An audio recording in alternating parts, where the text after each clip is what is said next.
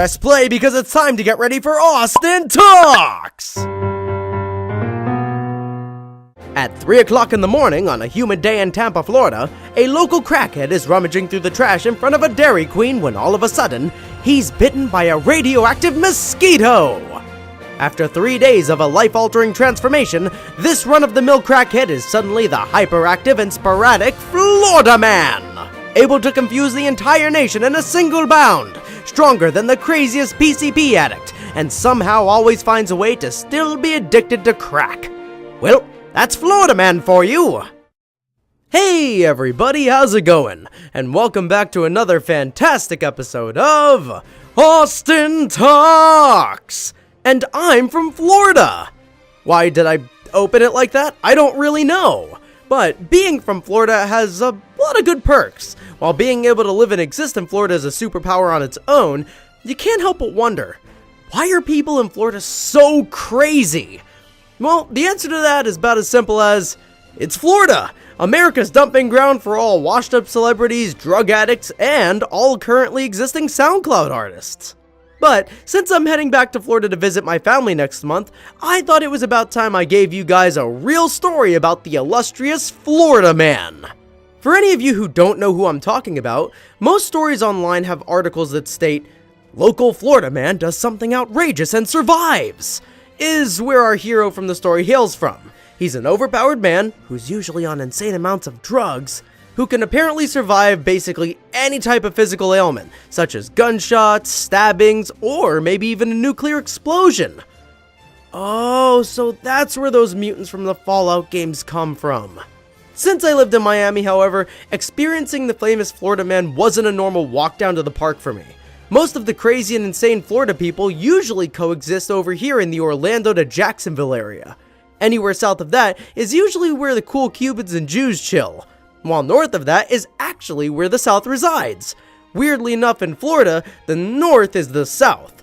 Ugh, just saying that gives me a headache. Well, we are talking about Florida though.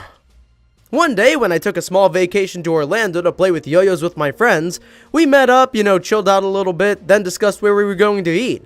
And after about 5 minutes, we finally decided we were going to go eat at a Hooters, because, well, when in Rome, go to the bathhouses. Out of nowhere, I ended up hearing from behind my friend, "Goddamn woman, taking all my fucking money!" And that's when I had a feeling we were about to have a Florida Man moment. Now, usually when you hear a person say something like that, you want to make sure you keep a good amount of distance from the situation as possible, as not to allow the Florida Man to see you. As soon as you come into his line of sight, you're officially in the middle of a Florida moment.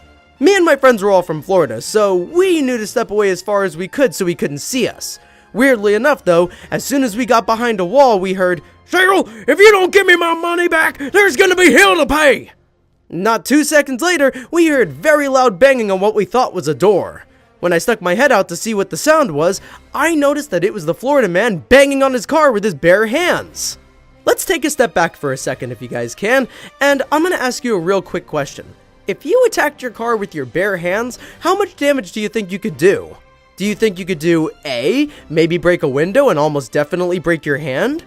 B, kinda put a dent in your car and piss off your mom? Or C, literally total the car? I mean, that shit's not going anywhere. If you picked A or B, congratulations, you're a normal human being.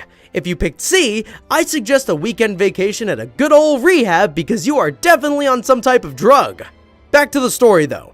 This guy did some serious damage to that car. I mean, he broke windows with a single punch, he pulled the door off of its hinges, and he even took a fucking steering wheel off. That's not something you're supposed to be able to do that easily. And at that point, we had two choices. Either call the cops and literally watch like a Hulk movie before our eyes, or just step away and head to the Hooters. If you're a smart person, I'm sure you know which one we picked. So I dialed 911 and explained the situation.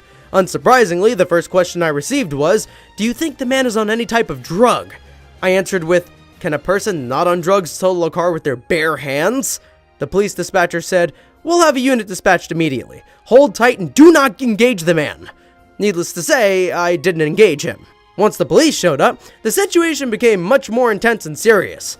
Somehow, Florida Man was able to acquire a form of frying pan or cooking pan from God knows where, and started pulling some really cool Bruce Lee type shit.